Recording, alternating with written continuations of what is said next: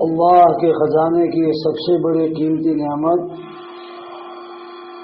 وہ کلمہ لا الہ الا اللہ محمد رسول اللہ ہے۔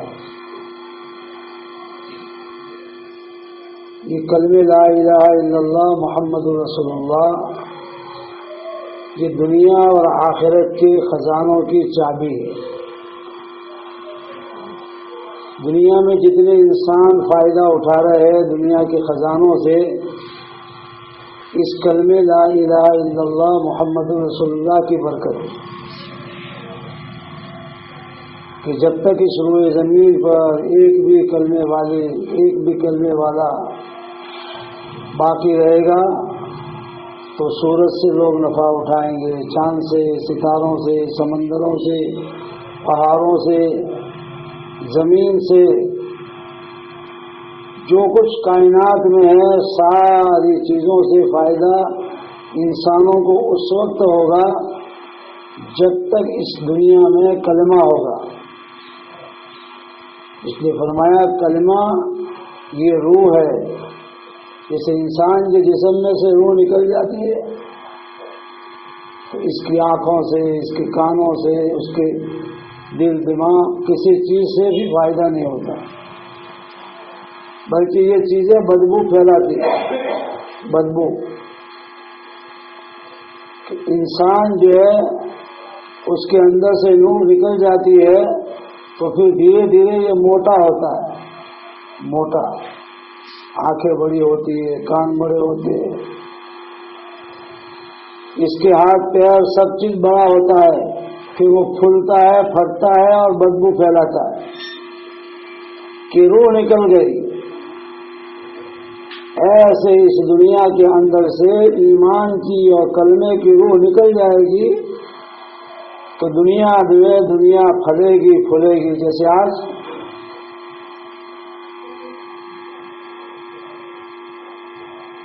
ہر اعتبار سے دنیا پھول رہی ہے،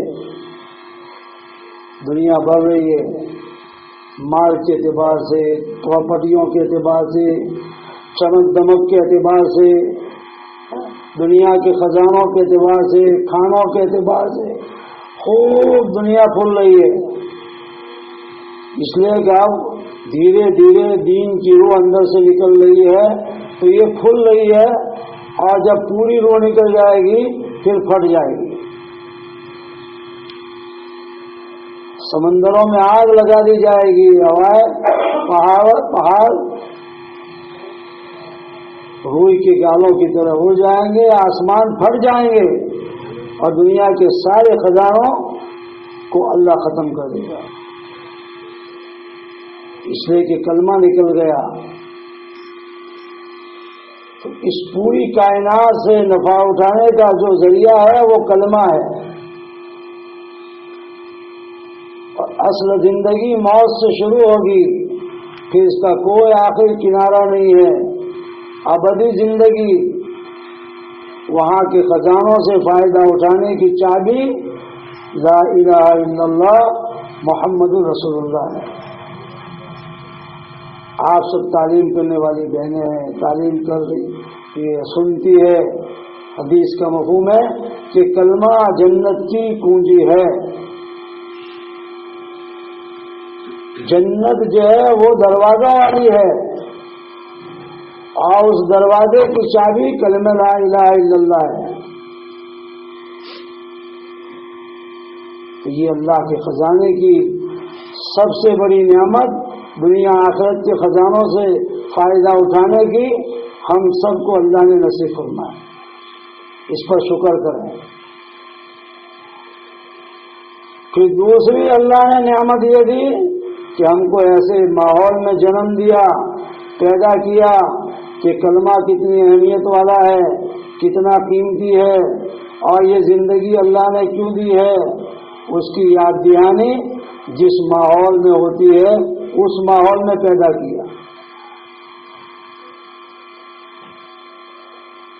آپ اطراف کے گاؤں میں جاؤ، کہیں 5 گھر، کہیں 10 گھر، کہیں 25 گھر مسلمانوں کے ہیں، وہاں بھی کلمے والی عورتیں ہیں، لیکن کان میں ایک مرتبہ بھی اذان کی آواز نہیں پڑتی 24 گھنٹے میں، برسوں برسوں تک گیت و سنگیت کی، اور ہولی اور دھولیٹی اور دیوالی کی اور گنپتی کی اور اسی کے کفر اور شرک کے نعرے ان کے کان میں گرتے ہیں۔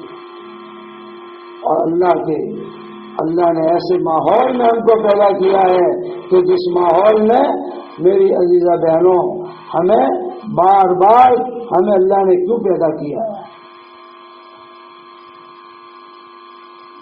ہمارا مقصد کیا ہے؟ وہ ماحول میں ہم کو اللہ نے، یہ کوئی معمولی نعمت نہیں ہے، بڑی نعمت ہے۔ جہاں یہ نعمت نہیں ہے یاد دلانے والی، وہاں لوگ کافر ہیں۔ پردہ کیا ہے، حیا کیا ہے، شرم کیا ہے، نماز کیا ہے، شوہر کیا ہے، پڑوسی کیا ہے، کچھ پتہ نہیں ہے۔ جیسے جانور زندگی گزار رہے ہیں، ایسے جانوروں کی طرح صبح دوپہر شام کھا پی کر سو کر زندگی پوری کر رہے ہیں۔ یہ ایک نعمت ہے کہ اللہ نے اچھے ماحول میں پیدا کیا،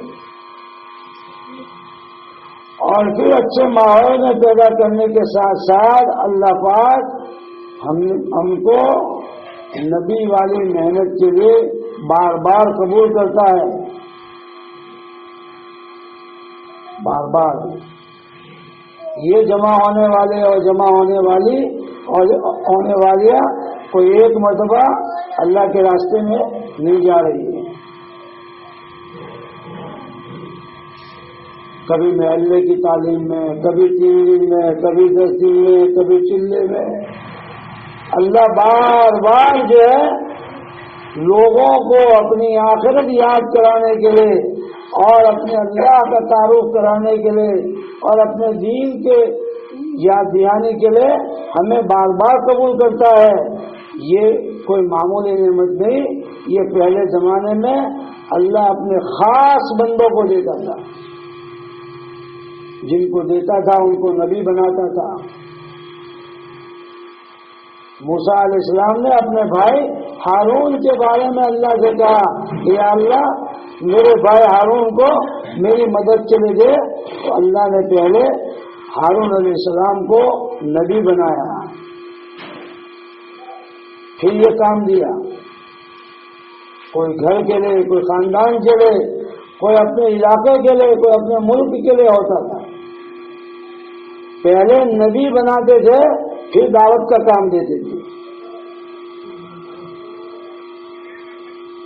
اللہ نے ختم نبوت کے صدقے میں ہمیں مردوں کو، عورتوں کو، مالداروں کو، غریبوں کو، کالوں کو، گوروں کو، پڑھے لکھوں کو، ان پڑھوں کو، سب کو نبی والا کام دیا اور حکم کیا قرآن میں کہ اے ایمان والوں اللہ کے دین کے مددگار بن جاؤ۔ ایمان والوں میں مرد بھی آ گئے، عورتیں بھی آ گئی، اور کہیں کہا اخرجت للناس کہ تم نکالے گئے ہو پوری انسانیت کے لیے۔ انسان امریکہ میں رہتا ہے، افریقہ میں رہتا ہے، یوروپ میں رہتا ہے، آسٹریلیا میں رہتا ہے، اور ایشیا کے جو ہے مختلف ممالک میں انسانوں کی آبادی ہے، سب کے لیے تم نکالے گئے ہو۔ پہلی امتیں صرف اپنے لیے نکالی گئی تھی کہ خود اللہ کو پہچانے اور اللہ کے دین پر چلے اور اللہ کی جہنم سے بچے، اللہ کی جنت میں جگہ پکڑے۔ یہی کام پہلے نبیوں کی امت کا تھا، لیکن اس امت کا کام خود بھی جو ہے اللہ کو پہچاننا اور دنیا کے انسانوں کو اللہ کی پہچان کرانا۔ یہ حضور پاک علیہ السلام کے صدقے میں یہ کام اللہ نے ہم کو دیا ہے، تو یہ ایک نعمت ہے۔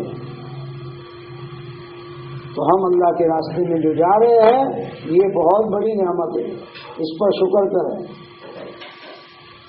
شکریہ کے اندر میں اندر سے دل بھی خوش ہو اور آنکھوں سے خوشی کے آنسو نکل رہے ہو۔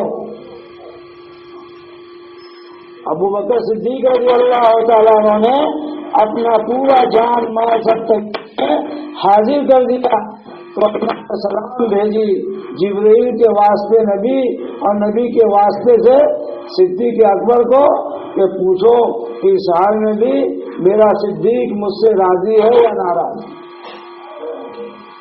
اللہ نے سلام بھیجی. تو جب یہ سلام صدیق اکبر نے اللہ کی سنی کہ اللہ مجھے سلام بھیج رہے ہیں تو صدیق اکبر کی آنکھوں میں آنسو آ گئے, خوشی کے آنسو کہ میرے اللہ نے سلام بھیجا ہے, کہ اللہ کی نعمت کہ اللہ راضی ہے. اور پوچھ رہے ہیں صدیق کو کہ اللہ پوچھتے ہیں کہ سال میں صدیق راضی ہے,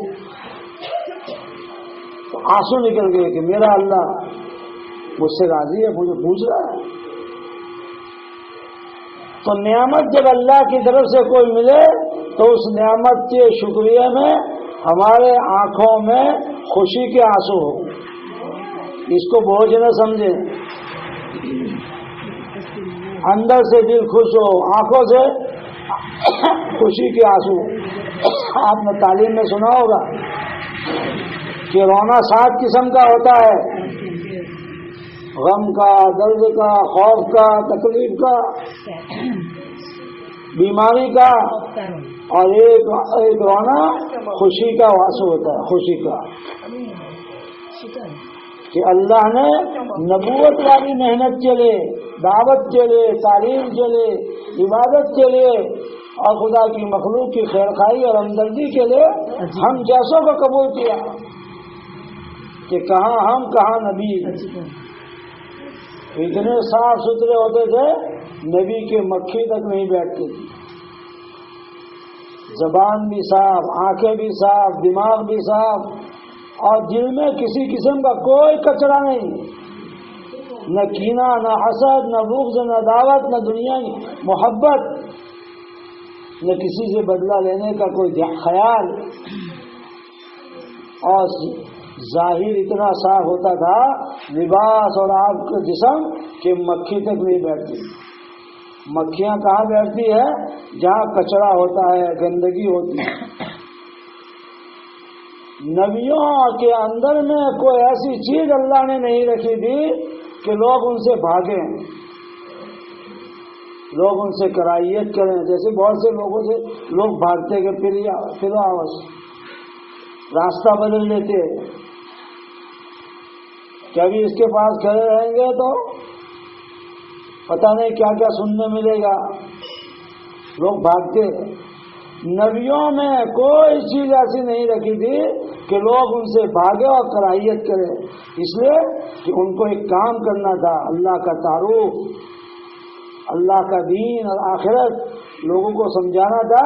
تو زبان بھی صاف اور دماغ بھی صاف اور آنکھیں بھی صاف اور دل میں بھی کوئی کچرا نہیں, اور ظاہر میں جسم بھی صاف ستھرا تھا. اس لیے نبیوں کے بارے میں آتا ہے کہ بار بار مسواک کرتے تھے کہ منہ بھی صاف, گھر میں گئے تو مسواک, عیدین کے دن مسواک, جمعہ کے دن جمعہ کی نیت سے مسواک, کسی سے بات کر رہے تو مسواک, تلاوت کر رہے تو مسواک, نماز پڑھ رہے تو مسواک. اور زبان اتنی صاف ستھری تھی کہ کھانا کھانے کے بعد حضور صلی اللہ علیہ وسلم فوراً جو ہے لکڑی سے دانت صاف کرتے تھے, جس کو خلال کہتے تھے. خلال کہ کھاتے کھاتے کچھ ریزے, کچھ چیزیں دانتوں میں گھس جاتی ہے, تھوڑی دیر کے بعد اس کو نکالو تو بدبو آتی ہے. کہ میں کسی کے پاس بیٹھوں اور میری منہ کی بدبو اس کے ناک میں جائے, اس کے لیے حضور صلی اللہ علیہ وسلم خلال کرتے تھے, کیونکہ تبلیغ کرنی تھی, لوگوں کے پاس بیٹھنا تھا, لوگوں کو سمجھانا تھا. تو میری منہ کی بدبو سے کسی کو تکلیف نہیں. 18 جگہ پر حضور صلی اللہ علیہ وسلم مسواک کرتے تھے, اور کھانے کے بعد فوراً خلال کرتے تھے کہ میری منہ کی بدبو کسی کو نہ آئے. وہ تبلیغ کرتے تھے. اب کہاں ہم اور کہاں نبی. تو ہم اس کام کے اہل نہیں ہیں اور ہم اس کام کے لائق نہیں ہیں، لیکن پھر بھی اللہ پاک بار بار کبھی محلے کی تعلیم میں اور کبھی 3 دن میں کبھی 10 دن میں ہمیں لے جا کر نبوت کے کام کے لیے ہمیں استعمال کرتے ہیں۔ تو پہلا تقاضا یہ ہے کہ ہم شکر گزار بنیں، 2 رکعت صلاۃ شکر پڑھیں، اور شکر کا اصل تقاضا یہ ہے کہ ہم اپنے نیت بنائیں، سب سے پہلے اپنی ذات کی نیت بنائیں کہ ہم کیوں جا رہے ہیں، کہ ہم خود اپنے کو سدھارنے جا رہے ہیں۔ دیکھو سدھرنے کی کوئی انتہا نہیں ہے، بہت سے لوگ دل و دماغ میں یہ بات سوال کریں کہ ہمیں تو سدھری کیوں۔ نبی جیسے نبی، سارے نبیوں کے سردار، وہ کہہ رہے ہیں کہ اللہ کو مجھے جیسا پہچاننا چاہیے ایسا میں اللہ کو نہیں پہچان سکا۔ تو ہم کون ہیں کہ 2-4-3 دن لگا دیے اور 2-4 جو ہے تسبیح پڑھ لی، کچھ تلاوت کر لی اور کچھ جو ہے پردہ آسمن کہ نہ ہمارے جو تو کوئی شرط نہیں۔ نبی صلی اللہ علیہ وسلم اپنے کو قاصر اور ادھورا سمجھتے تھے اور بار بار اللہ کے رسول استغفار کرتے تھے۔ علماء کہتے ہیں کہ حضور صلی اللہ علیہ وسلم ہر اپنی پچھلی گھڑی پر استغفار کرتے تھے، اور ابو ہریرہ کا استغفار آپ نے حکایت صحابہ میں سنا ہوگا کہ ابو ہریرہ دین کے خاطر کتنی قربانی دی، کھانا ملا تو کھایا، ایک چادر پر گزارا، گھر کا ٹھکانہ نہیں، صفے پہ پڑے رہتے تھے حضور صلی اللہ علیہ وسلم کے در پر، اور لوگ جو ہے ان کی گردن پر پیر رکھتے تھے، لیکن اس کے باوجود کبھی انہوں نے یہ نہیں سوچا کہ میں سدھر گیا۔ کتنا استغفار کرتے تھے، روزانہ کا 12,000 کا استغفار آتا ہے، اپنے 1200 بھی پڑھتے، 2 تسبیح کا بھی ٹھکانہ نہیں، 12,000 استغفار۔ تو پہلے ہم اپنی ذات سے سدھرنے جا رہے ہیں اور اپنے کو بنانے جا رہے ہیں، یعنی دین پہ چلنا سیکھنے جا رہے ہیں، دین کا کام سیکھنے جا رہے ہیں، اور ہر مسلمان کو، مرد کو، عورت کو اور جو ہے بچوں کو اس کے لیے تیار کریں گے۔ ہم اس کی محنت کے لیے جا رہے ہیں، کسی کو سدھارنے نہیں جا رہے۔ وہ تو ہم کتنے سدھرے ہوئے ہیں جب حلقے میں بیٹھتے تب خبر پڑتی ہے کہ الحمد شریف کی پہلی آیت میں 5 بھولیں ہوتی ہے کہ الف کی جگہ ہا کی جگہ ہا پڑھتے ہیں، اور دو کی جگہ 2 پڑھتے ہیں، اور ہی کی جگہ ہے پڑھتے ہیں، اور آ کی جگہ رے پڑھتے ہیں، اور عین کی جگہ حمزہ پڑھتے ہیں۔ پہلی آیت میں 5 بھولیں ہوتی ہے، تو اکھی جو ہے سورہ فاتحہ میں کتنی غلطیاں ہوگی، تکبیر سے لے کے سلام پھیرتے تک نماز میں کتنی بھولیں ہوگی، وہ تو حلقے میں بیٹھتے جب پتہ چلتا ہے کہ ہماری نماز کا کیا حال ہے۔ تو سب سے پہلے اس کام کا تقاضا یہ ہے کہ ہر نکلنے والا مرد، ہر نکلنے والی عورت اپنے طرف نشان کرے کہ میں اپنے لیے جا رہا ہوں، میں اپنے لیے جا رہی ہوں، کہ مجھے دین پہ چلنا نہیں آتا ہے، دین کا کام کرنا میری ذمہ داری ہے، مجھے آتا نہیں ہے تو میں اس کو سیکھنے کے لیے جا رہا ہوں۔ سیکھنے والوں کی بڑے فضائل ہے، ان کا ہر قدم فرشتوں کے پر گرتا ہے، چونٹی سے لے کے جبرائیل تک سب کی سب طاقتیں ان کے ساتھ ہو جاتی ہے اور ان کے لیے مغفرت کی دعا کرتی ہے۔ اس سے مسجد سے نکلنے کا دین، گھر سے نکلنے کا دین، کہ گھر سے نکلنے کی وقت 2 رکعت صلاۃ و سفر پڑے، یہ سیکھنا ہے۔ چاہے دینی سفر ہو یا دنیاوی سفر ہو، کہیں بھی ہم جا رہے ہو، پیارے آقا کا یہ طریقہ ہے کہ پہلے گھر میں 2 رکعت نفل پڑھتے تھے۔ ایسا ماحول گھر میں بنائیں، ایسا مزاج اپنا بنائیں کہ بغیر 2 رکعت کے ہم کو جو ہے چارہ نہ آئے، چین نہ آئے، اور کبھی چھوٹ گئی ہو سفر میں جاتے وقت تو ہم بے چین ہو جائیں کہ میری آج سفر کی نماز رہ گئی۔ ایک مرتبہ ہمارے مولانا اسماعیل صاحب گھر سے نکلتے وقت چوک گئے، انسان سے چوک ہوتی ہے،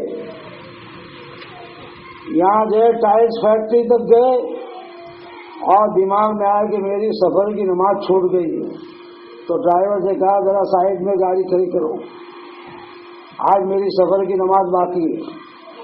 وہاں جا کر ٹائلس فیکٹری میں 2 رکعت صلاۃ سفر پڑھی، حالانکہ تہجد بھی پڑھتے ہیں، اشراق بھی پڑھتے ہیں، حزب الاعظم بھی پڑھتے ہیں، تسبیح بھی پڑھتے ہیں، دعائیں بھی لمبی، لیکن نبی کی طریقہ سفر کی نماز چھوٹ گئی، اس کے بغیر سفر نہیں ہو سکتا، لاؤ یہاں گاڑی کو بریک لگاؤ، بریک لگائی، 2 رکعت پڑھی، پھر کہا چلو۔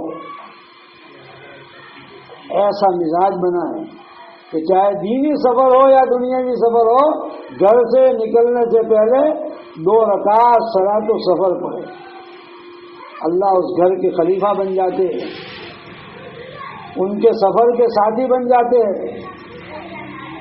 پھر گھر سے نکلنے کی دعا، سواری میں سوار ہونے کی وقت سنت، اور پھر سواری میں سوار ہو تو آپ کی سواری میں آپ کا ایک محرم ہوگا، باقی سب پارکے ہوں گے، تو دعا آہستہ پڑھیں۔ اگر گاڑی میں دعا منگائے آمین کہے تو آہستہ کہیں، بے شک کہیں تو آہستہ کہیں، اس لیے کہ آپ کی خارجی چیزوں کا بھی پردہ ہے تو داخلی چیزوں کا، خارجی یعنی بدن سے باہر کی چیزیں، جیسے ہاتھ منہ دھونے کے لیے شیمپو اور صابن استعمال کرتی ہو، ایسے شیمپو ایسے صابن جس سے ہاتھ منہ دھونے سے کسی کے ناک میں خوشبو جاتی ہو، شریعت نے ایسے شیمپو سے ایسے صابن سے ہاتھ منہ دھونے سے منع کیا ہے عورتوں کو، کہ کوئی خوشبودار چیز آپ کے کپڑوں پر آپ کے چہرے پر نہیں۔ ایسی عورتیں جو جان بوجھ کر خوشبو لگا کر باہر نکلتی ہے، ایسی عورتوں کو بازاری عورتیں کہا گیا، ایمان کو لوٹنے والی عورتوں کو کہا گیا، اور ایسی عورتوں کو کہا گیا کہ ان پر اللہ کی اور اللہ کے فرشتوں کی لعنت ہے۔ ایسی بنگڑیاں جس بنگڑیوں کے پہننے سے کسی کے کان میں آواز جائے، منع کیا گیا۔ ایسی توڑیاں اور پاٹیاں جس کی آواز کسی کے کان میں جائے، اس سے عورتوں کو منع کیا گیا۔ تو عورتوں کی جماعت میں سب سے نازک جو چیز ہوتی ہے وہ سفر ہوتا ہے۔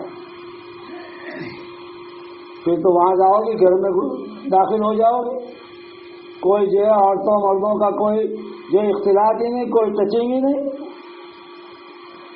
سب سے نازک جو ہے عورتوں کی جماعت میں اگر کوئی چیز ہوتی ہے تو وہ سفر ہوتا ہے۔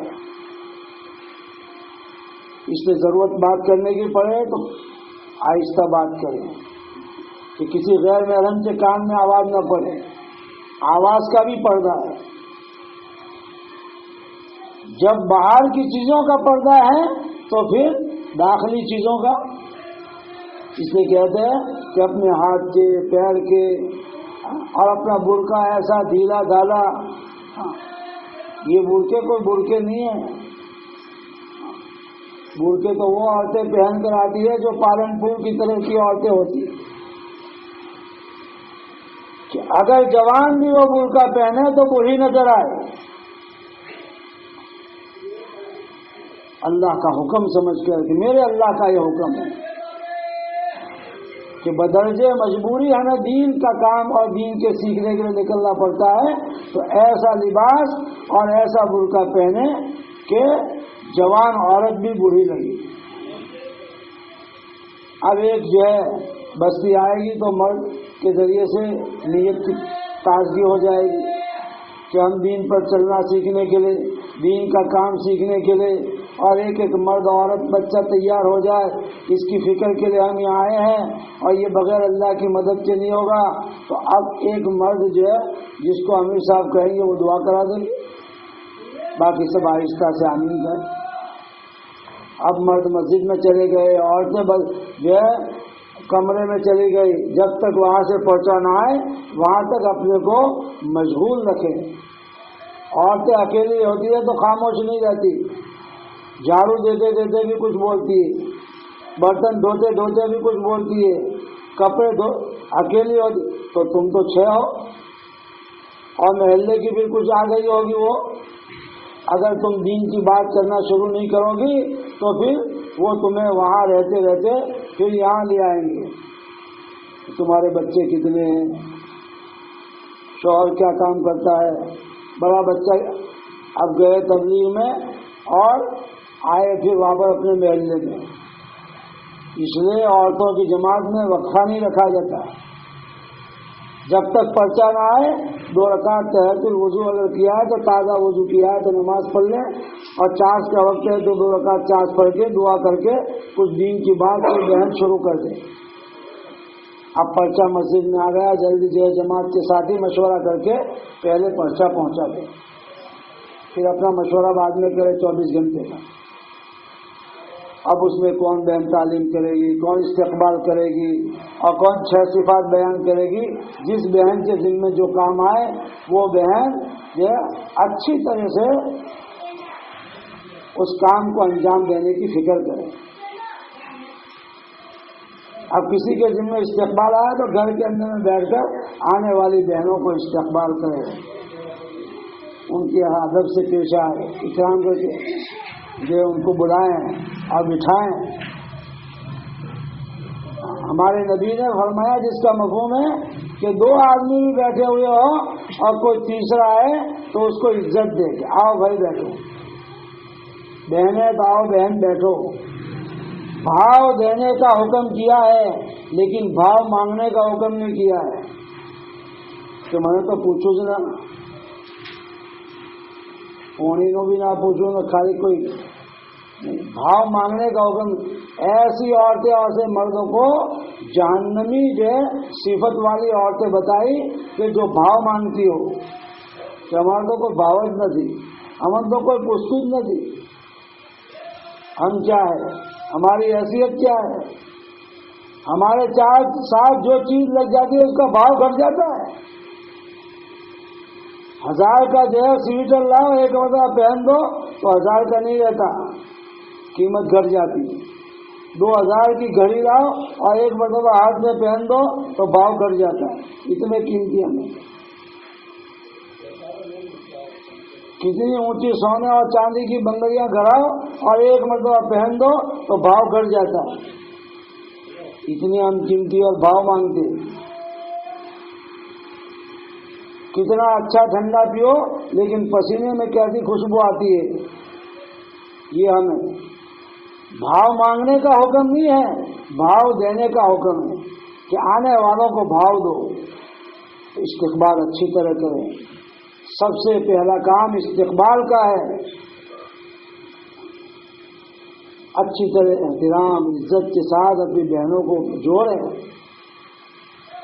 پھر جس بہن کے ذمہ تعلیم ہے حدیث 3 مرتبہ پڑھیں، اٹک کر پڑھیں، حدیث کا نور حاصل کرنے کی نیت کرے کہ میرے اندر میں حدیث کا نور آ جائے، میری ان بہنوں میں حدیث کا نور آ جائے اور دنیا کے سارے گھروں میں اللہ حدیث پاک کے نور کو زندہ کر دے۔ اللہ کے لیے کیا مشکل ہے؟ عمل اپنی طاقت کے مطابق کریں گے لیکن نیت پورے عالم کی کریں گے، اللہ کے لیے کوئی مشکل۔ دیکھو سورج اللہ روزانہ نکالتا ہے اور سورج کی روشنی کو ہر ایک گھر میں اللہ روزانہ پہنچاتا ہے، اللہ ہی پہنچاتا ہے۔ تو جو اللہ سورج کی روشنی کے پہنچانے کی طاقت رکھتا ہے وہ حدیث کا نور پہنچانے کی طاقت نہیں رکھتا. تو ہم نیت کریں گے تو نیت کا اجر بھی ملے گا اور نیت کا اثر بھی پڑے گا. اپنی نیت بنائے، اپنی جماعت کی نیت بنائے، پورے عالم کے تمام گھروں کی نیت بنا کر ہم تعلیم کریں. قرات کی طرح تعلیم نہ پڑھیں جیسے جو ریڈیو میں قرات آتی ہے ایسے متوجہ کرتے ہوئے آجو بازو والی عورتوں کو ذرا دیکھے بھی، سامنے بھی دیکھے بھی. جیسے آپ گاڑی چلانے والے کے پاس بیٹھتی ہو تو گاڑی چلانے والا آگے بھی دیکھتا ہے، سائڈ گلاس میں بیٹھتا ہے، پڑوس میں کوئی ہوتا ہے اس سے بات بھی کرتا ہے. اور کنڈکٹر جو ہے وہ کیا کرتا ہے، بیل بجاتا ہے تو ڈرائیور سنتا بھی ہے اور بریک بھی مارتا ہے، دھیان سب طرف ہوتا ہے. ایسے تعلیم کرنے والی بہن خالی کتاب کے سامنے نہ دیکھے بلکہ سب کے سامنے دیکھ کر متوجہ ہو کر تعلیم کریں. عورتیں جو محلے کی آتی ہے اور آپ بہنیں بھی محلے میں تعلیم میں جاتی ہو تو کتنی قربانی کے ساتھ جاتی ہو. 20 بہنیں آئی ہیں، 25 بہنیں آئی ہیں، یہ مختلف قربانی کا مجموعہ ہے. کوئی اپنے بچے کو چھوڑ کر آئی ہے، کوئی اپنے شوہر کھانے کا جو ہے اس کا تقاضا اس کو چھوڑ، کوئی اپنا آرام چھوڑ کر آئی ہے، کوئی اپنا مہمان آنے والا تھا اس نے کہہ دیا کہ آج ہمارے محلے میں تعلیم ہے اس لیے کل تم آئی ہو. مہمان کی قربانی. تو کتنی قسم کی قربانیوں کے بعد یہ 20-30 کا مجمع آیا ہے تو ان کا وقت ہمارے پاس امانت ہے. ان کو کچھ سمجھ پڑنی چاہیے، کچھ ملنا چاہیے تو وہ دوسری مرتبہ آئے گی.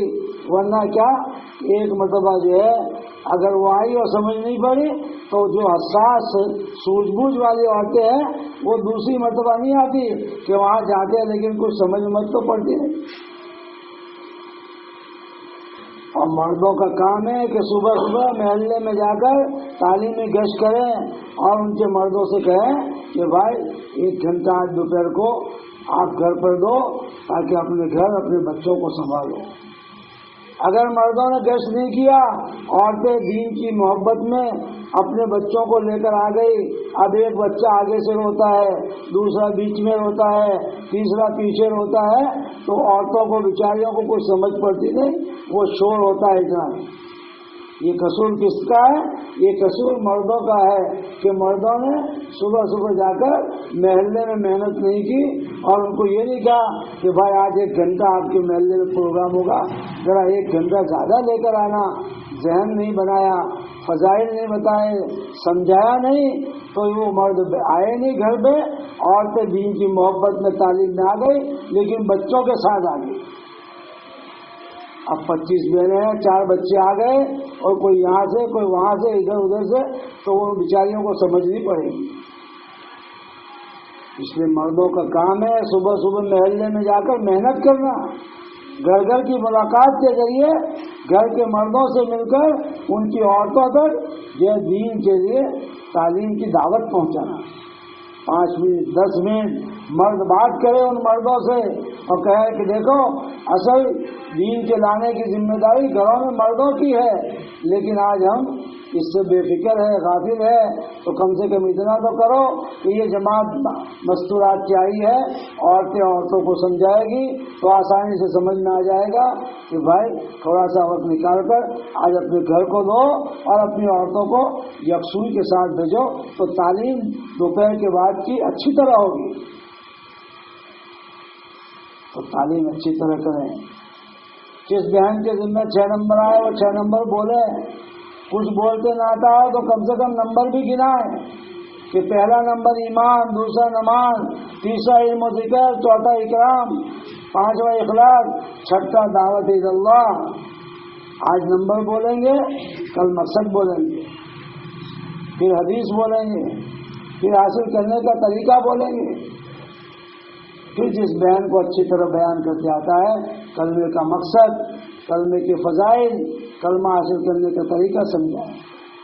ہر نمبر کا مقصد، ہر نمبر کی فضیلت اور ہر نمبر کے حاصل کرنے کا طریقہ یہ اپنی جماعت کی بہنوں کو سمجھایا ہے، اور سب کو داعی بنانا ہے، سب کو دعوت کا کام سیکھنا ہے، اس میں سب کو ہواں کرنا ہے، سب کو بولنا ہے۔ روٹی پکانا سیکھنے کی نیت ہے، لیکن لوٹ میں آتش نہیں ڈالا تو، درجین بننے کی نیت ہے لیکن کینچی پکڑی نہیں تو، دین کی داعی بننا ہے، داعیہ بننا ہے اور دین کا کام پکڑا ہی نہیں تو کیسے سیکھو گے؟ اس لیے عزیزہ بہنوں، جس کے ذمہ 6 نمبر آئے، 6 نمبر کو بولتے نہ آتا ہو تو کم سے کم گنائے بھی، اور اگر کوئی بہن گنا رہی ہے اور گناتے گناتے ان کی کوئی بھول چوک ہو جائے تو جماعت میں کچھ پرانی بہنیں ہوتی ہے، وہ چالو میں ان کو ٹوکے نہیں، پہلے نمبر کے بجائے اگر تیسرا نمبر بول دیا اور تیسرے نمبر کے جگہ 6واں نمبر بول دیا تو وہ کوئی کافر نہیں ہو جائے گی اور کوئی حرام کام نہیں ہو جائے گا، لیکن اگر تم نے اس کو ٹوکا اور ٹوک کر اس کا دل دکھ گیا تو پھر کیا ہوگا؟ وہ ہمیشہ کے لیے مر جائے گی، کافر کی تبلیغ نہیں چاہے۔ بہت سی ایسی شکایتیں ہیں کہ ایک مرتبہ عورتیں جاتی ہے لیکن دوسری مرتبہ تشکیل کرتے ہیں تو وہ ہمت نہیں کرتی کہ تو ہلکا میں بھولو کا رس بچوں ہلکا بھی نہ کر سکے۔ اب پرانی بہنوں کو الف بھی نکال دیا جاتا ہے اور عین بھی نکال دیا جاتا ہے، قاف بھی اور کاف بھی نکال دیا جاتا ہے اور خا بھی نکال دیا جاتا ہے، اور نئی بہن الف کا نام بھالا، بے کا نام با، اب اس کو لے کر بیٹھ گئے الف با، یہ کہاں سے مصیبت آ گئی؟ 4 بچوں کی ماں ہے، 6 بچوں کی ماں ہے۔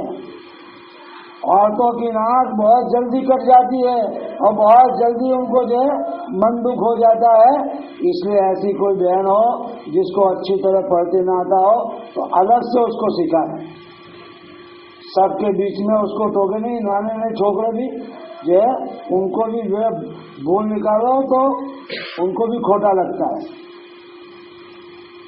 3 سال کا چھوکرا بھی جو ہے اس کی بھول نکالو تو اون کرتا ہے، پکارا کرتا ہے، اس کو بھی سب کے سامنے ٹوکو تو اور زیادہ ضد کرتا ہے، دوسرے 10 بچوں کو لے آ کے اور زیادہ مستی کرتے ہیں۔ تو آج کل کے چھوٹے چھوکرے بھی اپنے کو بہت بڑے سمجھتے ہیں، تو یہ 4 اور 6 بچوں کی ماں اس کو 6 بہنوں کے درمیان میں تم ٹوکو اور جو ہے اس کو سکھاؤ تو اس کو کیسا لگے گا؟ کہا چلو کے پہلو۔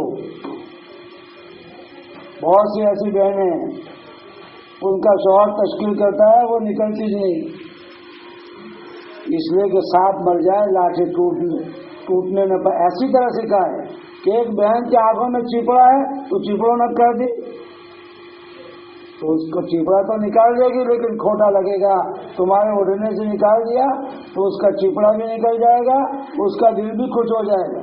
ہوتا ہے انسان میں بھولیں ہوتی، تو بھول سدھارنے کا ایک طریقہ ہوتا ہے۔ مولانا الیاس صاحب سمجھاتے تھے کہ اگر تم کو کاغذ کو آگ کا انگارہ بنانا ہے، بڑا لکڑا رکھ دو گے تو وہ آگ کا انگارہ کیا وہ چنگاری بھی بجھ جائے گی، لیکن وہ کاغذ کی ٹکڑی کو آگ کا انگارہ بنانا ہے تو پھر دوسری کاغذ کی ٹکڑی رکھو، پھر تیسری رکھو، پھر چوتھی، پھر چھوٹی لکڑی، پھر بڑی لکڑی، پھر جو ہے پٹھیا رکھو اور پھونک مارو تو وہ انگارہ ہو جائے گا، لیکن چنگاری پر لکڑا رکھ دیا تو جو ہے وہ بھی بجھ جائے گا۔ نئی بہن کو اونچی اونچی باتیں تم سمجھاؤ گی تو وہ مر جائے گی، دوسری مرتبہ آئے گی نہیں۔ تو چنگاری کو شعلہ بنانے کے لیے دھیرے دھیرے دھیرے دھیرے دھیرے جو ہے اس کا جو ہے آگ کا انگارہ بنایا جاتا ہے۔ اس طرح تعلیم میں خوب اہتمام کے ساتھ اور اچھی طرح جو ہے حکمت کے ساتھ اپنی بہنوں کے اندر میں تعلیم کی جائے۔ ظہر کے بعد مرد کا بیان ہوگا، بیان کے بعد پھر آپ کو تشکیل کا موقع ملے گا۔ ہر بہن اپنی ڈائری رکھے، پین رکھے، لکھنا نہ آتا ہو تو بھی ڈائری رکھے، پین رکھے، پھر 5 5 6 6 بہنوں کا حلقہ بنا کر اس میں بیٹھ کر اگر آپ کو لکھ کے نہیں آتا ہے تو وہ 5-6 بہنوں نے جو محلے کی ہے اس میں تو کوئی پڑھی لکھی ہوگی، وہ نام لکھ دے گی۔ بولو بہنیں اپنے شوہر کو 4 مہینے کون بھیجے گی، بیٹے کو کون بھیجے گی، بھائی کو کون بھیجے گی، ابا کو، اس طرح تشکیل کریں۔ آج عورتیں جماعت میں نکل کر تشکیل کا کام سیکھ کر آتی نہیں ہیں تو گھر آ کر بھی تشکیل نہیں کرتی، حالانکہ وہاں سیکھنے گئے تھے، کام تو یہاں کرنا ہے کہ ہر تیسرے ہفتے کے بعد چوتھے ہفتے آپ کے مرد کی تشکیل کر کے 3 دن بھیجو۔ سال میں 11.25 مہینے ہو جائے، شوہر کی تشکیل کر کے چلے میں بھیجو۔ ایک مرتبہ 4 مہینے لگ گئے ہیں تو دوسری مرتبہ 4 مہینے لگواؤ تاکہ وہ باہر ملک میں جائے۔ یہ تشکیلی کام سیکھنے کے لیے ظہر کے بعد کا حلقہ ہے، لیکن عورتیں تشکیل کرتی نہیں، ایک ہی بہن بولتی ہے باقی سب سنتی ہے۔ تو ظہر کے بعد کے بیان کے بعد چھوٹے چھوٹے حلقے بنا کر تشکیل کا کام سیکھے ہیں۔ مردوں کی بھی تشکیل کریں، عورتوں کی بھی تشکیل کریں، اور پھر جو پرچہ تیار ہو جائے اسی وقت اپنے مرد کو دے دیں جو بیان کرنے کے لیے آئے ہیں۔ اب یہ مرد کیا کریں گے، اثر کے بعد وہاں کے ساتھیوں کو لے کر بستی میں جا کر جو نام آئے ہیں ان پر محنت کریں گے۔ یہ نہیں کہ عورتوں کی جماعت ہے تو عورتیں کام کرے گی اور مرد جو ہے مسجد میں کھا پی کے سوتے رہیں گے۔ عورتوں کی جماعت میں مردوں کا ڈبل کام ہوتا ہے، جو کام مردوں کا ہے وہ تو ان کو کرنا ہے، اور عورتیں جو نام بھیجے ان ناموں پر محنت کر کے وہ کام بھی کرنا ہے، نقد جماعت نکالنی۔ ایک جماعت آنند کے گامرے میں گئی تو ان کو کہا کہ دیکھو نقد جماعت نکالنا ہے، تو 6 عورتوں کی، جیسے ابھی آپ کی جماعت ہے ایسے بھی وہ 6 عورتوں کی جماعت تھی۔ ہر عورت نے ایک برقع وٹھارے کا اپنے جھولے میں ڈال دیا کہ وہاں جا کر نقد جماعت نکالیں گے۔ وہاں کوئی ایک بھی بہن برقع نہیں پہنتی تھی،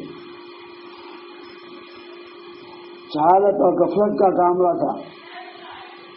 عورتوں نے نیت کی کہ وہاں سے ایک جماعت اٹھا کے لانا ہے اپنے آنند میں۔ 3 دن محنت کی، 18 نئی عورتیں تیار ہو گئی، 18 مرد تیار ہو گئے، تو دوسرے 12 برقعے آنند سے منگوائے اور ایک منی بس منگائی، اور 18 عورتوں کو لے کر آنند آئے اور 3 گھروں میں ان کو تقسیم کیا، اور وہ جو عورتیں گئی تھی ان عورتوں نے 2 کی جوڑی بنا کر تینوں جماعتوں کی، کیونکہ نئی جماعتیں تھیں، ان کی نصرت 3 دن تک کی۔ تو نقد جماعت نکالنا یہ کیسے ہوگا؟ عورتیں عورتوں میں محنت کریں، اور مرد جو ہے وہ نام جو عورتیں تھے ان کو لے کر محلے میں چلے پھرے، تو پھر اس کے ذریعے سے نقد جماعت نکلتی ہے۔ حضرت جی کہتے تھے جو جماعت کسی بستی میں جائے وہ 2 کام لے کر جائیں، ایک تو نقد جماعت نکالیں اور دوسرا مسجد وار جماعت بنائیں۔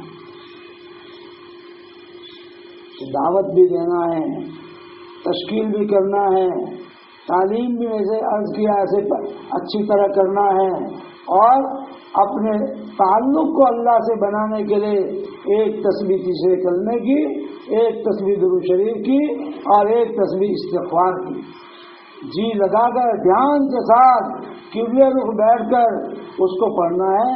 ان 3 تسبیحوں کو معمولی نہ سمجھو، اپنے گھر پہ رہنے کے زمانے میں بھی اس کی جو ہے عادت ڈالنا ہے، اور جماعت میں اس کی مشق کر کے آنا ہے۔ 3 تسبیح سے اللہ کا غیبی نظام ہمارے ساتھ ہو جاتا ہے۔ ہندوستان میں ایک مرتبہ دکان پڑا تھا تو دلی میں روزانہ 2-3 ہزار آدمیوں کا کھانا پکتا تھا۔ گورنمنٹ کو پریشان ہو گئی کہ یہ لوگ کھانا کہاں سے لاتے ہیں، یہ اناج کہاں سے لاتے ہیں، ہندوستان میں دکان ہے۔ تو وہاں CIDوں کو بھیجا حکومت نے کہ سراغ تلاش کرو کہ یہ کہاں سے اناج لاتے ہیں۔ 2-4 دن رہے لیکن کوئی سراغ ملا نہیں۔ کہ کہاں سے آتا ہے، تو پھر وہ LIV CIV والے حضرت جی کے پاس گئے کہ بھائی سب جگہ دکان ہے، لوگ بھوکے مر رہے ہیں اور تمہارے یہاں اتنے آدمیوں کا کھانا پکتا ہے، تم کہاں سے لاتے ہو؟ بھائی تم نے دیکھ لیا، ہم کو تو کوئی سراغ نظر نہیں آتا۔ تو پھر حضرت جی نے 3 انگلیاں اونچی کی، تو وہ سمجھے کہ کوئی 3 آدمی چلاتے ہیں یہ نظام، تو یہ 3 کیا ہے؟ تو حضرت جی نے کہا کہ یہاں ہماری اس 4 دیواری میں مرکز میں صبح شام لوگ 3 تسبیح پڑھتے ہیں،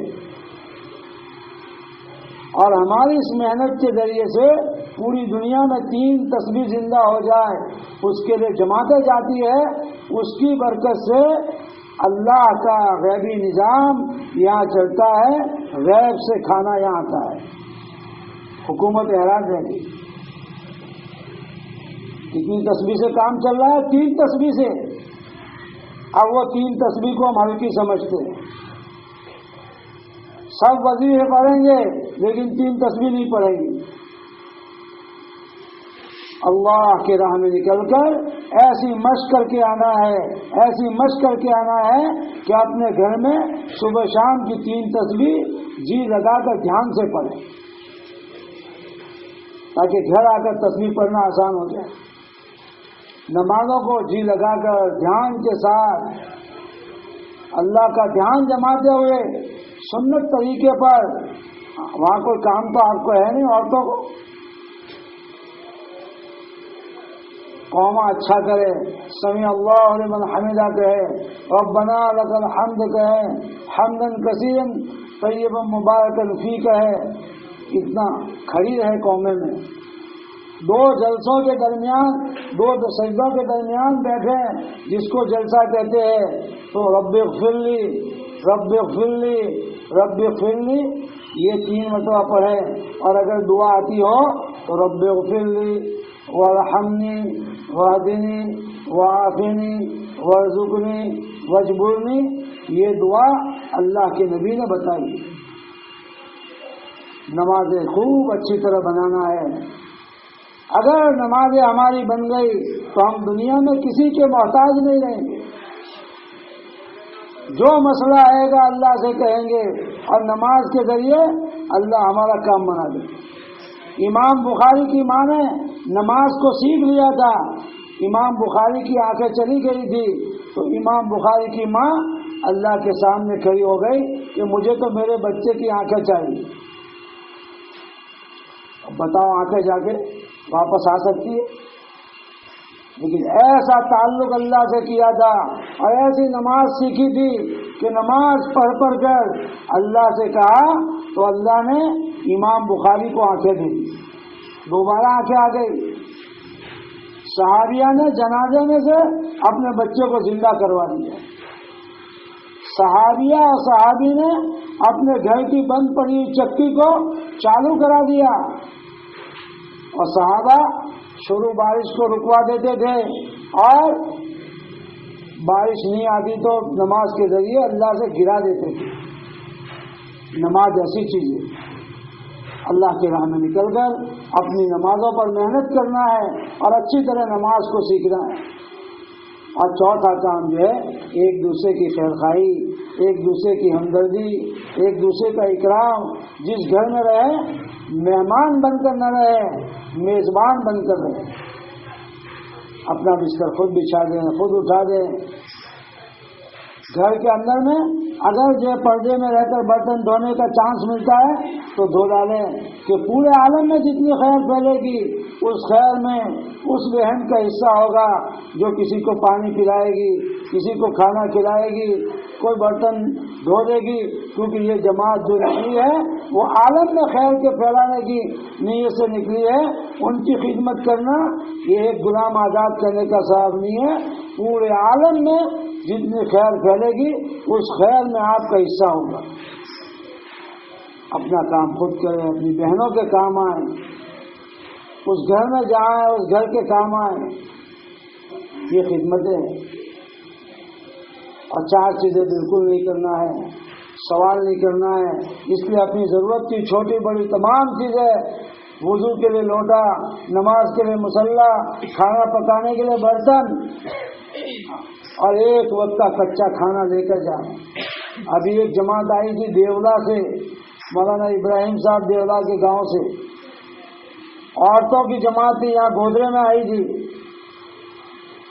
تو وہ ایک وقت کا پکا کھانا لے کر پکا کر آئی تھی کہ ہم ایسے موقع پر وہاں جائیں گے کہ جس وقت جو ہے بیچارے کھانا پکا کے فارغ ہو گئے ہوں گے، ہم ان کو کیوں حیران کریں۔ تو مولانا نے روانگی میں ان کو کہا کہ لے کر جاؤ ایک وقت کا کھانا، تو وہاں سے پکا کر ایک ٹائم کا کھانا دوپہر کو لے کر آئے کہ کسی کو کوئی حیران ہی نہ ہو ہمارے لیے۔ پہلے کہتے تھے کچا سودا لے کر جاؤ، اب کہتے ہیں پکا کے لے کے جاؤ، تاکہ کسی قسم کا کوئی سوال نہ رہے، زبان سے بھی سوال نہ کریں، دل سے بھی نہ کریں، اور کسی کی کوئی چیز بغیر اجازت کے استعمال نہ کرے، اور فضول خرچی سے بچے۔ اور اس زمانے میں فضول خرچی کرنے میں سب سے زیادہ دخل ہے تو وہ موبائل کا ہے۔ دیکھو مردوں کو بھی موبائل لے جانے سے منع کیا جاتا ہے، تو عورتوں کا تو کوئی سوال ہی نہیں ہے، لیکن پھر بھی بھول میں بھول کر دیتے ہیں اور موبائل لے جاتے ہیں۔ موبائل کو جو ہے اس سے پرہیز کریں۔ جتنے پیسے آج کے زمانے میں موبائل کھاتا ہے اتنا اور کوئی نہیں کھاتا۔ آج تک کسی موبائل والے نے اور موبائل والی نے یہ حساب جوڑا کہ میرے موبائل میں کتنا بیلنس چلا گیا، کتنا بیلنس میرا موبائل کھا گیا؟ سالوں سے کھا رہا ہے لیکن کبھی اس کو ڈکار آئی؟ اپنے ایک دو روٹی زیادہ کھا گئے تو ڈکار آتی ہے، اور یہ ہزاروں نہیں لاکھوں روپے کھا گیا لیکن ابھی تک اس کے اندر سے جواب نہیں آیا کہ اب بیلنس مت ڈالو، دجال آئے گا جب آئے گا اور پوری دنیا کے مال پر قبضہ کرے گا جب کرے گا، لیکن یہ موبائل آج جو ہے دنیا کے اندر میں کروڑوں اربوں خربوں نہیں پدموں روپے روزانہ موبائل کھا رہا ہے، اور کہاں جا رہا ہے کسی کو پتہ نہیں۔ دریا میں ایک جگہ ہے جہاں آج بھی فلائٹ جاتے ہیں تو وہ ہائیجیک کر لیتے ہیں، کھا جاتا ہے وہ دریا اندر۔ ایسے ہی اس دجال کی فوج میں سے کتابوں میں علماء نے لکھا ہے کہ دجال کے آنے سے پہلے 30 چھوٹے چھوٹے دجال آئیں گے، ہو سکتا ہے کہ یہ موبائل بھی اس میں سے ایک اس کی فوج میں سے ہو۔ آپ کہو گے کہ اس سے تو بہت فائدے ہوتے، قرآن بھی پڑھتے، کتابیں بھی پڑھتے، بہت اچھا اچھا کام نکل۔ ارے شیطان نے بھی کبھی اچھا مشورہ دیا ہے۔ موسیٰ علیہ السلام کو شیطان نے نصیحت کی کہ جہاں کوئی پار کا مرد اور عورت ہوتی ہے تو وہاں تیسرا میں ہوتا ہوں۔ نصیحت کس نے کی؟ شیطان نے، کہ اگر کسی جگہ آگر کرسی 3 مرتبہ پڑھ لو تو وہاں 3 دن تک میں نہیں گھس سکتا۔ یہ نصیحت کس نے کی؟ شیطان نے صحابی کو کی۔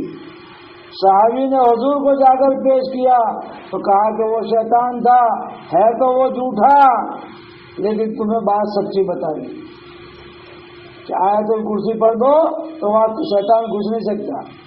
تو کیا شیطان اچھا ہوگا؟ اگر 2-4 کام شیطان جو ہے بتا دے اچھے تو وہ شیطان اچھا ہوگا۔ ایسے 2-4 کام موبائل سے اچھے ہو جائیں تو کیا موبائل اچھا؟ اس کو کون اچھا کہتا ہے؟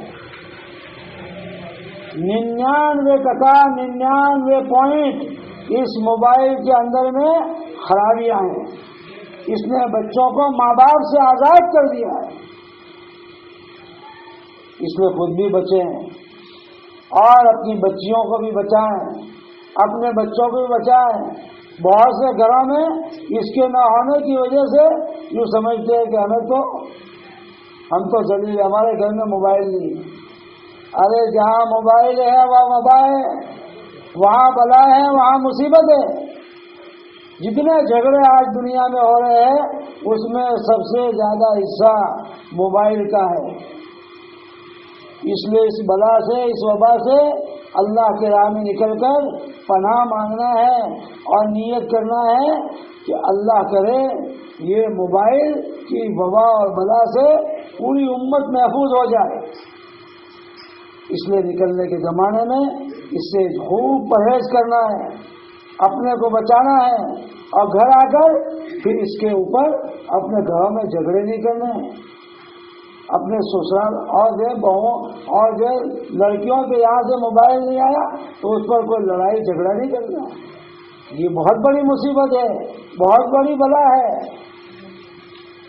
اس طرح اللہ کے راہ میں نکل کر کھانے پینے میں وقت کم لگائے، سونے میں وقت کم لگائے، آپس کی باتوں میں وقت کم لگائے، اپنی ضروریات میں وقت، اس طرح اگر وقت گزارا تو ہم بھی بنیں گے اور ہماری جماعت بھی بنے گی۔ جس گھر میں ہے وہ گھر بھی بنے گا، اور دن میں یہ اعمال میں خوب تھکائیں اور رات کو اپنی دعا میں محنت کے ذریعے دعا میں جان ڈلوائیں۔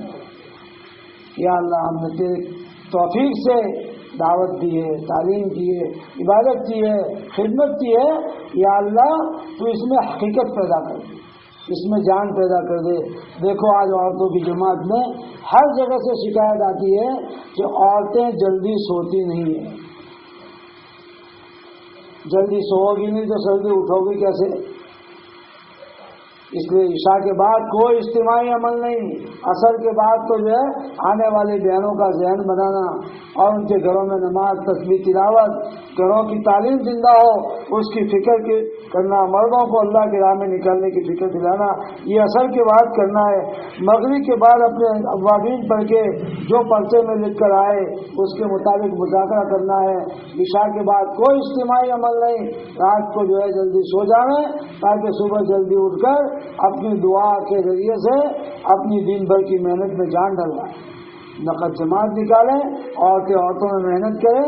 جو محنت عورتیں کر کے پرچہ بھیجیں، مرد محلے میں گھوم پھر کر محنت کر کے اس جماعت کے تفقد کریں اور ان کے مشورے میں تاریخ طے کرائیں۔ اللہ ہمیں آپ کو سب کو کہنے سننے سے زیادہ عمل کی توفیق نصیب فرمائے۔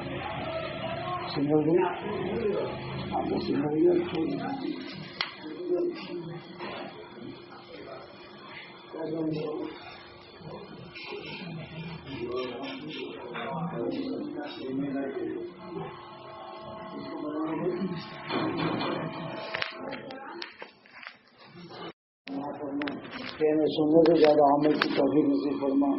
یا اللہ اس کام کرنے والوں کے، کام کے مراکز کی، کام کے ٹھکانوں کی حفاظت فرما۔ ہمارے بزرگوں کے سفر ازل کو قبول فرما، انہیں ہمت، عافیت، طاقت، قوت نصیب فرما۔ جماعت دور قریب اندر باہر جہاں پر یا اللہ نکلی ہوئی ہے، یا اللہ تمام کی تو پوری حفاظت فرما۔ ان کے پیچھے ان کے گھروں کا خلیفہ بن جا، ان کے سفر میں ان کا ساتھی بن جا۔ یا اللہ ہمیں جن دعاؤں کو کہا ہے یا جن کا ہم پر حق ہے ان کی ہماری تمام کی جائز تمناؤں کو پورا فرما۔ پریشان حالوں کی پریشانیوں کو دور فرما۔ یا اللہ بیماروں کو شفائی کامل نصیب فرما۔ مقروضین کے قرضوں کی ادائیگی کی غیب سے صورت شکل پیدا فرما۔ مظلومین کی حمایت فرما، ظالمین کو سچی پکی توبہ کی توفیق نصیب فرما۔ یا اللہ حضور پاک علیہ السلام نے جن خیر و بھلائیوں کا سوال کیا ہے اس میں ہمارا حصہ مقدر فرما۔ آپ کے جن شروع سے پناہ چاہیے ہمیں اپنی پناہ میں لانے کے فیصلے فرما۔ تو قدم قدم پر ہماری مدد فرما، نصرت فرما، اپنی غیبی تعریف شامل حال فرما۔ ہر قسم کے شرور آفات سے حفاظت فرما، ہر قسم کی بے اصولیوں اور بے عنوانیوں سے اور بے ادبیوں سے ہماری حفاظت فرما، اور کسی بھی ادبی اور بے عنوانی پر ہماری پکڑ نہ فرما اور ہمیں اس کام سے محروم نہ فرما۔ یا اللہ تجھے اپنے کام کرنے والے ہزاروں لاکھوں کروڑوں انسان مل جائیں گے لیکن تیرے جیسا کریم آقا اور تیرے جیسا رحیم آقا ہمیں نہیں ملے گا۔ یا اللہ تو ہی ہماری ہر طرف سے پوری حفاظت فرما، اور ہماری کسی بھی اصولی اور بے عنوانی اور بے ادبی اور غفلت پر ہمیں اس کام سے محروم نہ فرما۔ اخلاص اور استخلاص کے ساتھ دین کی اس عظیم کام میں آگے ہی بڑھتے رہنے کی توفیق نصیب فرما. جب تک زندہ رکھے اسلام کی حقیقت کے ساتھ ہمیں زندہ رکھنے کے فیصلے فرما. اور جب ہماری موت کے وقت آئے تو ہم سے راضی ہو رہا ہو اور تیری مخلوق کے لیے ہمارے تیری ہدایت کے دروازے کھلے ہو اور کسی کی بندے اور بندے کا حق ہمارا اوپر نہ ہو. ایسی حالت میں یا اللہ تیری رضا والی موت ہم سب کو نصیب فرما. اپنے فضل و کرم سے ہماری دعاؤں کو قبول فرما. جزا اللہ عنا محمدً ما وعده صلی اللہ علیہ وسلم. سبحان ربک رب العزة عما یصفون وسلام علی المرسلین.